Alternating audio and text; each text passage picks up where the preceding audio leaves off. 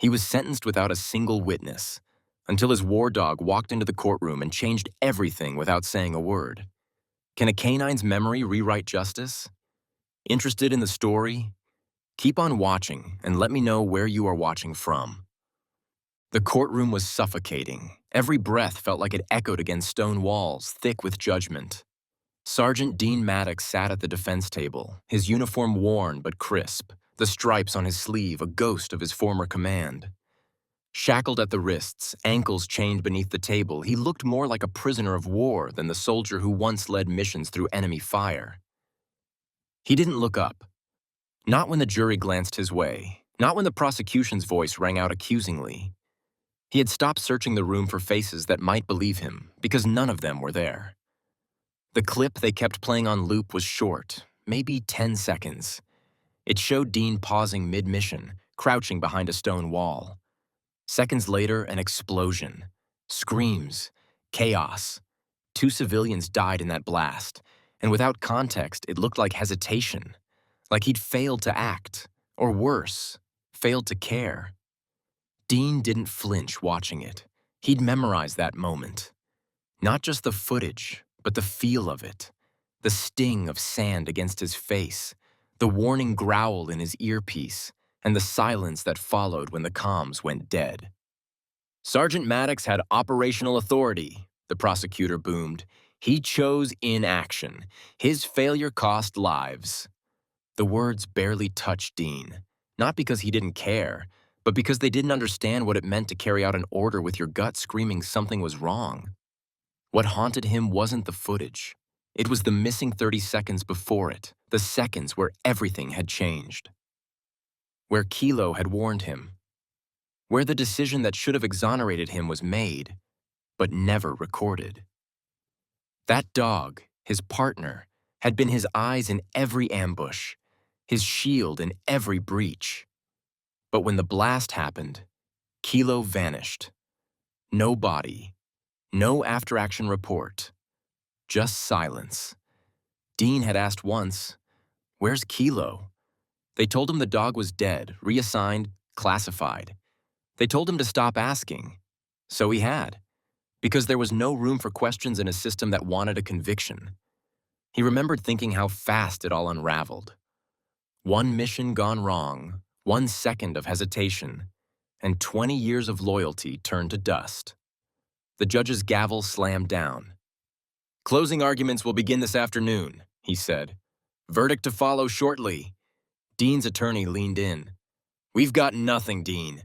They're going to pin this on you." Dean said nothing. He simply closed his eyes for a moment, and in the darkness, he saw Kilo's eyes, focused, locked in, ears pricked. The way he'd stood at attention seconds before the bomb. He hadn't imagined it. He knew it like he knew his own pulse. But memory without proof meant nothing in this place. So he waited, silent as the courtroom emptied. They could take his name, his rank, his freedom. But what they couldn't erase was the truth. And somewhere out there, he still believed the only one who saw it all might just remember, too. The hum of the fluorescent lights above her bed buzzed louder than usual. But Corporal L. Ramirez didn't flinch. Her thumb hovered over the pause icon on her battered tablet, the cracked screen frozen on Dean Maddox's face, stone cold and empty, the kind of look only soldiers understood. She'd watched the clip at least 10 times, each time focusing on the microseconds before the explosion. It wasn't panic in Dean's eyes. It wasn't fear. It was something sharper. A split-second read of the environment. The kind you only make when you trust your gut, or something else entirely. Her chest tightened. Dean wasn't the kind of man who froze. He was the kind who moved through fire with his team behind him. And Kilo had always been there. Elle pulled the blanket off her lap, wincing as her leg protested. A roadside bomb had ended her last deployment, sent her home with a steel rod in her thigh and a head full of ghosts. But one memory was clean as daylight. Kilo leaping between her and a sniper round. He hadn't hesitated. He hadn't needed to. That dog didn't make mistakes. And yet, after that final mission with Dean, he vanished. No photos, no transfer reports, no end-of-service ceremony, just gone. She rubbed her eyes, trying to ignore the throb of her knee and the burn in her throat. There was a time she would have chalked it up to red tape, another bureaucratic oversight. But this wasn't that. Kilo was a decorated canine. You don't just lose track of a dog like him. You hide him. Her fingers moved fast across the screen now, pulling up contacts she hadn't spoken to in months. A fellow handler in logistics, a kennel tech at Fort Briggs, a retired trainer who used to whisper that dogs never forget. She sent messages, short and direct. Looking for K9 Sergeant Kilo, missing since explosion. Need help. She stared at the blinking cursor, unsure why her hands were shaking. Maybe it was the painkillers wearing off. Or maybe it was that old fire coming back, the one they tried to extinguish when they discharged her with a medal and a silence they expected her to live in. She wasn't going to be quiet anymore. Dean wasn't just another soldier caught in a storm. He was a man being buried by the system he'd sworn to protect. And if Kilo was alive, that dog held the truth. Elle stood, her legs stiff but steady, and hobbled over to her closet. Her old gear was still there, packed in a duffel like she was waiting for the next call. She pulled on the jacket, clipped her ID around her neck, and looked herself in the mirror. Her face had changed. Softer around the eyes, maybe, but not weak. Never weak. "Hang on, Dean," she muttered. "I'm coming, and I'm bringing the one thing they didn't count on remembering." The search took days, each one chipping away at the thin layer of patience she had left. Elle slept in her car, ate out of vending machines, and chased whispers through the back channels of old bases and rehab facilities where forgotten dogs were sent to fade. Every time someone said classified, she pushed harder. Kilo wasn't just missing. He was erased. The deeper she went, the more it stank of a cover-up. An old handler at Fort Merritt said Kilo had been transferred for reconditioning, but couldn't say where. Another source swore he'd seen a dog matching Kilo's build and markings at a civilian-run kennel, one of those military contract facilities no one checked on anymore. It was a long shot, but Elle drove the 200 miles to Fort Briggs with nothing but a name and a gut feeling. The kennel sat on the edge of a gravel road, more weeds than fence, sun-bleached signs swinging crooked above the gate. Inside, the barks of forgotten warriors echoed like ghosts. She walked the aisles slowly, her limp dragging behind her like the past. Dozens of dogs watched her with tired eyes, but none moved. Not until she reached the third pen from the back. Then she saw him. Gray muzzle, leaner than she remembered, but the shape was the same. Broad chest, proud stance, left ear slightly notched from the shrapnel that saved her life. Kilo. She froze. So did he. For a beat, neither moved. Then his ears perked, and a low whine slipped out, one she hadn't heard in years. Elle dropped to her knees, tears burning behind her eyes as he stepped forward, sniffed her face, then gently lifted his paw and placed it on her shoulder. His old way of greeting her, the same gesture that once meant, "I've got you." But it was what happened next that broke her. She leaned close, voice barely a whisper. "Dean." Kilo jerked his head toward the fence, body stiff, tail rigid, ears locked on something invisible just beyond the walls. The air changed. It was like watching a switch flip. He wasn't just a dog anymore. He was back in the fight. He remembered. Elle's throat clenched. There was no mistake. Something about that name triggered a memory, something deep and untouched by time or training. He hadn't forgotten. Not the man, not the mission, not the moment everything went wrong. She reached for her phone with shaking fingers and dialed the number she'd kept buried in her contacts. "Colonel Hargrove," she said when he picked up, "I need access to the trial." "Elle, you're out of the game." Not today, she snapped. I found Kilo. He remembers. Dean's not alone. And I've got the only witness who never stopped watching. There was silence on the line. Then a quiet sigh. You've got 48 hours. She hung up, heart pounding, hand resting gently on Kilo's fur. Time to speak, old friend. The way only you can. Dean sat stone still, wrists resting in cuffs that had begun to feel like part of his skin. The prosecution was halfway through another damning slide, pointing at still images on a screen that never told the full story, when the courtroom doors creaked open. At first, it was background noise. Another late journalist, maybe, or some clerk running errands. But then came the sound that cracked something deep in his chest. A soft, precise tapping against the floor, rhythmic, familiar, alive. The click of claws on polished tile. Heads turned. Gasps rippled through the courtroom like a storm surge. Even the stenographer paused mid-keystroke. Dean turned, slow, like he was afraid the vision might shatter if he looked too fast. And there he was. Kilo. Slower now, grayer, but unmistakably him. A leash trailed behind his vest, and Ella Ramirez walked at his side like she was marching into war. The judge leaned back, brows arching in irritation. You brought a dog into this courtroom? His tone dripped with disbelief. Elle didn't flinch. That dog's name is Sergeant Kilo. He served in 6 combat tours, 2 with the defendant. He was there on the day in question. He remembers. The prosecutor stood abruptly. Your Honor, this is absurd. A dog is not a witness. This is a stunt. Murmurs erupted from the gallery. Dean could feel it in the air. Dismissive chuckles, scoffing disbelief, the sound of a man's life being treated like a joke. But Elle took one step forward, her voice calm and unshaken. He can't speak in your language, but he speaks in action, in reaction, in instinct. You'll want to see what he does next. The judge narrowed his eyes, ready to shut it all down with a single wave, until Kilo broke formation. Without a word, he trotted forward, ignoring the bailiff's startled step, ignoring the lines drawn by court protocol, and went straight to Dean. No hesitation, no confusion. He stopped just inches away and looked up. The room held its breath.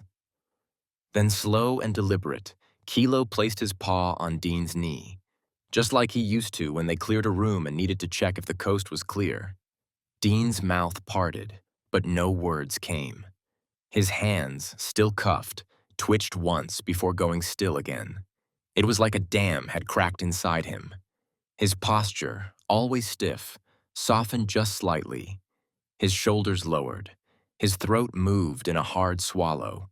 For the first time since the arrest, since the accusations, since the world had turned on him, Dean looked fully human again. The judge opened his mouth to object, to restore control, but the laughter died mid-sentence. Because what he saw wasn't a stunt. It was recognition. Something real. Something raw. Proceed, the judge finally muttered. Let's see what this dog has to say. The courtroom felt more like a war room now, tense, quiet, waiting for something to explode. A taped outline of the compound had been laid across the floor in front of the jury box. Each wall and entry point marked in chalk, the way it had been overseas. The lights above buzzed faintly as Elle clipped Kilo's leash to her belt and took a step back. Dean sat at the defense table, silent, eyes fixed on his boots, shoulders drawn inward like the weight of the moment might crush him. He hadn't spoken since Kilo walked in, hadn't looked up, but every muscle in his body was tight, coiled, like he was listening with his whole soul. Ella didn't give a speech. She didn't offer a dramatic setup. She only knelt beside Kilo, placed a steady hand on his back, and whispered one word that carried more weight than any command she'd ever given. Go. Kilo sniffed the air once, then stepped forward into the taped-off space. No one breathed. He paused near the east wall, the one marked as the initial breach point in the prosecution's map. He circled once, nose skimming the floor, then stopped abruptly. The tension in the room snapped tight. Kilo sat. One beat, two, then bark, bark, bark. Three sharp, controlled bursts. The signal he'd been trained to use for explosive residue. The prosecution leapt up. This proves nothing. It's muscle memory. He's reacting to smells embedded in the training floor. This is theater. The judge raised a hand, but Kilo had already moved, without command, without hesitation. He moved across the replica, slower now, nose pressed close to the ground like he was following something real. His steps were precise, deliberate. He stopped again, this time in a corner of the room that wasn't marked on the floor plan. No labels, no reference. Just empty space, at least to everyone else. But Kilo didn't treat it like nothing. He lay down, not the relaxed sprawl of a tired dog, the military down. Tail stiff, body alert, eyes locked forward. It was the stance he'd used a dozen times in the field when he found something that shouldn't be there. Elle stepped forward.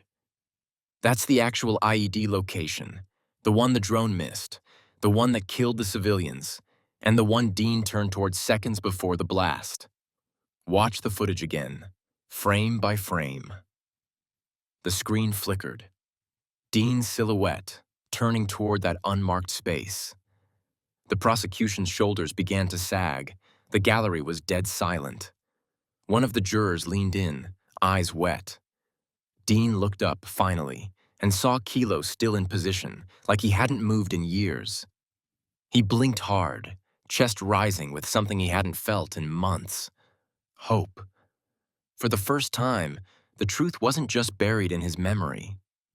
It was standing in front of him on four legs. Elle didn't need the microphone. Her voice cut through the courtroom with the clarity of someone who'd lived every word she was about to speak. That was the hidden IED. Dean didn't hesitate out of fear. He hesitated because Kilo alerted him. But the drone footage? It cuts before the moment that mattered. She held up a tablet, the screen showing a still image from a helmet. Cam. Grainy, mid-motion, but the shape was clear. Dean, arm outstretched, pulling a civilian by the shirt collar behind a wall. The kind of move you make when you trust your dog more than a briefing. The next frame was a burst of white, fragments flying. The explosion. Gasps rippled across the gallery. The prosecutor stood abruptly, voice strained. You're telling me a dog just rewrote the entire narrative of this case? His words were meant to mock, but they landed hollow in a room that had already shifted. Because Kilo wasn't done. He turned from the demonstration area, trotted across the courtroom with a pace slow and purposeful, then stopped beside Dean. The soldier didn't move. His hands were still cuffed, his body still tense. But his eyes followed the dog's every step like they were the only two souls left in the world. Kilo sniffed once, then sat. No theatrics, no commands. He leaned, his full weight pressing against Dean's leg. Not just a touch, not a simple lean, but an anchor. Like he'd found the one thing in the room that still made sense. And then came the sound, a low, almost inaudible whimper. Soft, long, heavy with something words couldn't hold. The courtroom froze. Elle didn't move. She didn't have to. She'd seen that moment before, in the desert, when Kilo found a wounded boy buried beneath rubble and laid beside him until help came. He didn't speak then either, but he didn't have to. That sound wasn't just noise, it was memory, loyalty, recognition. Dean blinked hard, jaw clenched. The tears didn't fall, but they welled just enough to shine in the fluorescent lights. Kilo looked up at him, eyes wide and unblinking. And it wasn't just a reunion, it was testimony. A living creature remembering not just a man, but a moment, a truth. He remembers, Elle said quietly, stepping forward again. Not just Dean. He remembers what happened, where it happened, Who was there and who wasn't? The judge sat back, fingers steepled beneath his chin. The prosecutor tried to object again, but the words stuck. The jury wasn't listening to him anymore. They were watching the dog, watching the bond that had survived time, silence, and war.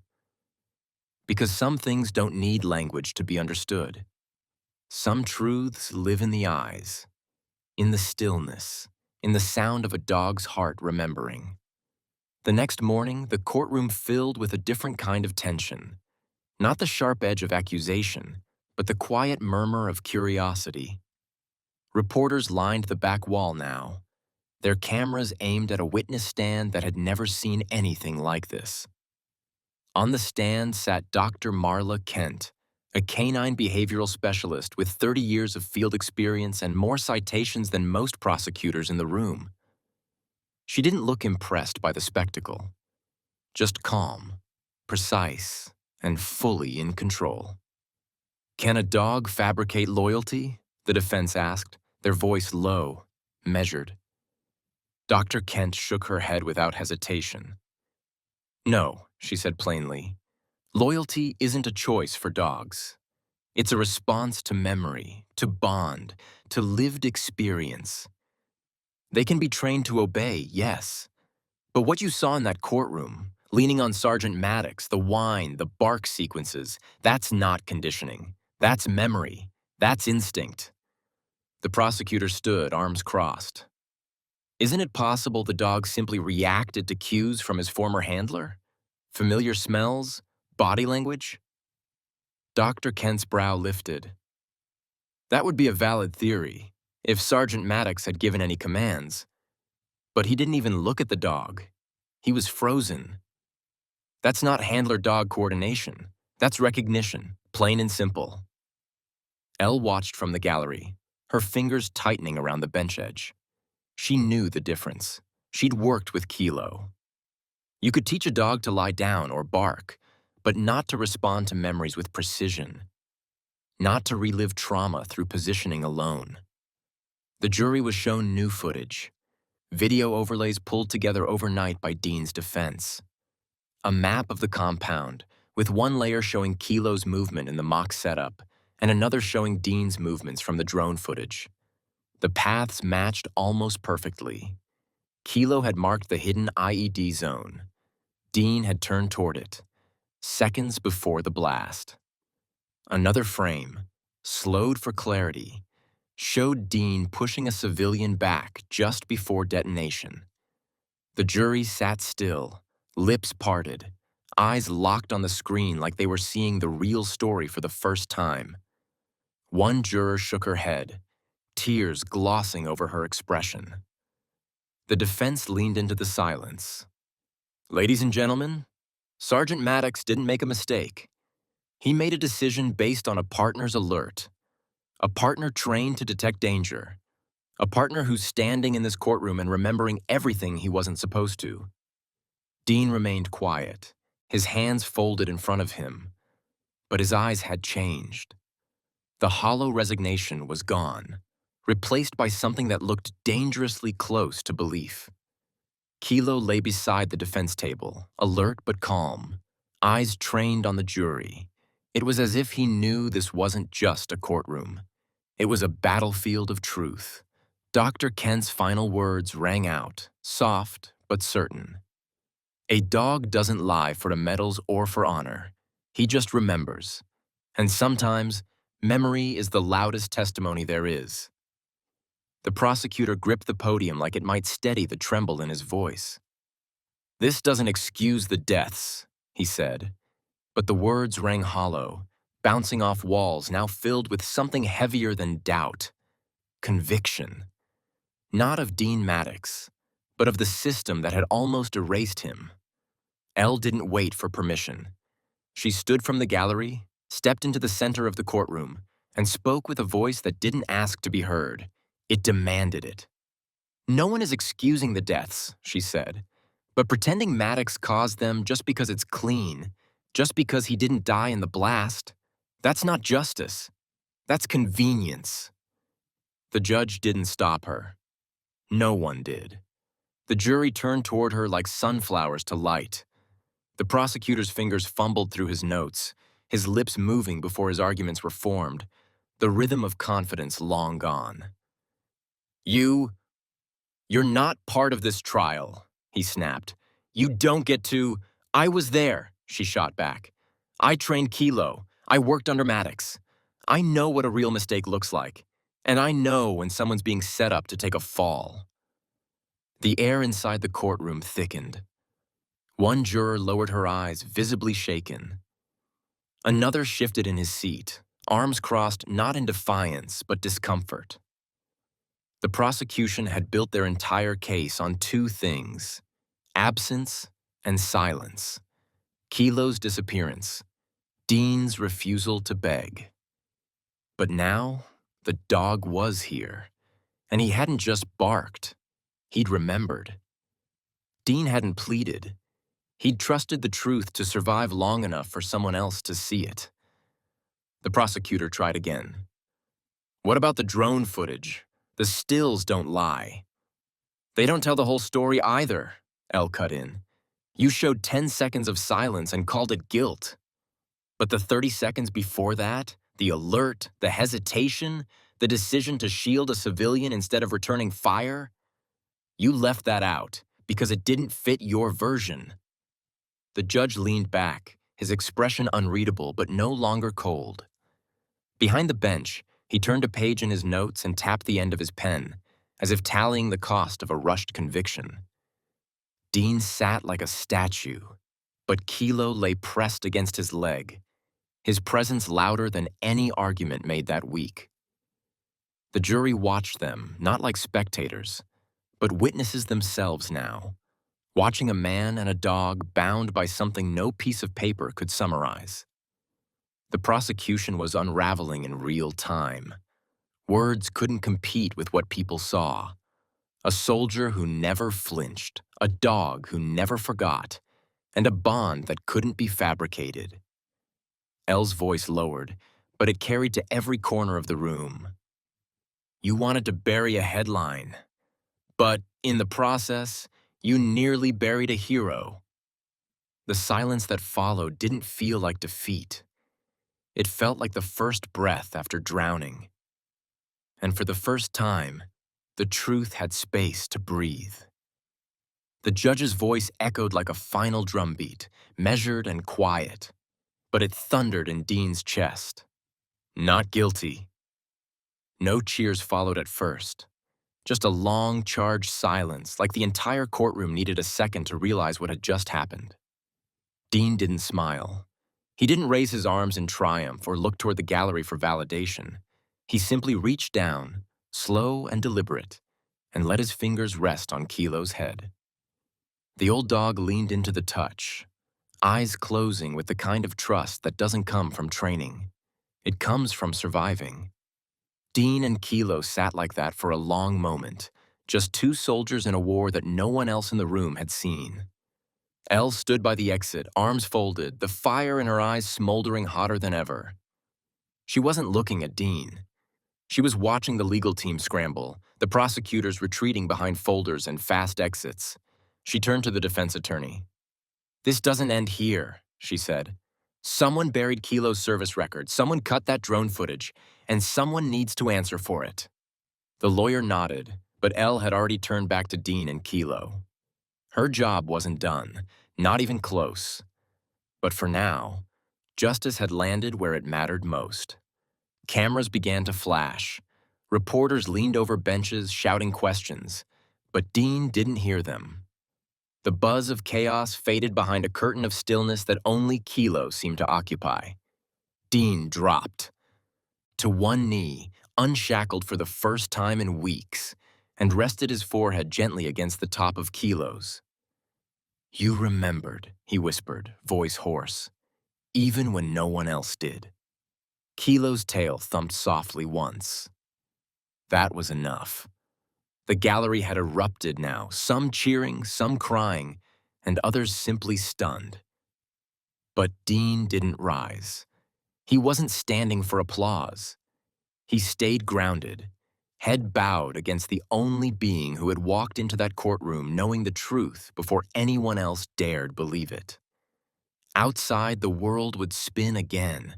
The story would hit news cycles. People would debate what it meant, how a dog had turned the tide of a courtroom battle and forced a nation to look twice. But inside, for those who mattered, it was simple. It wasn't just a verdict. It was a legacy of a bond built in fire, of a truth remembered by a creature with no voice, yet more clarity than anyone who had ever doubted. Dean rose slowly, placing a hand on Kilo's shoulder as they walked toward the doors. No chains, no chum, just freedom. As they passed Elle, she gave a small nod, not of goodbye, but of understanding. The kind of look one warrior gives another. Dean paused, just once, and looked back at the courtroom, now emptying of noise and faces. "They almost buried us," he murmured. "But they forgot. Dogs don't forget." Then he walked out, the camera flashes chasing them like shadows behind a man and his dog who never stopped serving. The wind rolled soft across the grass, brushing over the hilltop like a whisper from another life. Dean stood at the edge of the field, hands in his pockets, watching Kilo sprint through the tall grass, his gait slower than before but still full of purpose. The sun was dipping low, stretching golden light across the land, bathing the moment in a quiet kind of peace. A reporter had made the drive out, notebook in hand, eyes full of curiosity. "What's next for you, Sergeant Maddox?" Dean didn't turn right away. He watched Kilo circle back toward him, tail wagging with a rhythm that had nothing to do with duty anymore. Just joy. Just freedom. "Retire," Dean finally said, "Thank together." The answer was simple, but it held the weight of years. Not just the war, or the trial, or the betrayal, but the bond. The one that never needed explaining. He knelt as Kilo reached him, running his hand along the dog's back, fingers moving through the worn patch of fur where a vest had once strapped tight. "He earned it," Dean added softly, "twice over." But not everyone was done. In a repurposed barracks near the base, Elle stood over blueprints and old files, piecing together something new from what the system had almost forgotten. She wasn't building a shelter. She was building a force. A place where retired canines weren't just given a corner to fade, they were given purpose. Memory was their weapon. And in a world that too often overlooked the silent witnesses, she was ready to listen. "Investigative Canine Unit," the banner read across her wall. Below it, photos of dogs with missing records, handlers with half-written reports, and one centerpiece photo. Kilo, mid-alert, ears high, eyes locked, the moment before he rewrote a courtroom. "If one remembered," Elle told the first volunteer staffer, "others will too." And somewhere deep down, she knew this was only the beginning. Because Kilo had proven something no briefing, no command structure, no defense council ever could. That memory doesn't need words. That truth, when rooted in loyalty, finds a way to surface, even when buried under silence. Back on the hill, Dean and Kilo sat side by side watching the sky fade into amber. No orders, no drills, just breath and a heartbeat and a horizon that didn't demand anything from them. A quiet moment earned the hard way. "You brought me home," Dean whispered, voice nearly carried away by the breeze. Kilo rested his head on Dean's boot, eyes fluttering closed, content. No medals pinned, no headlines screamed. But here, in this quiet corner of the world, a soldier and his dog were exactly what they had always been. Loyal, whole, and for the first time in too long, free.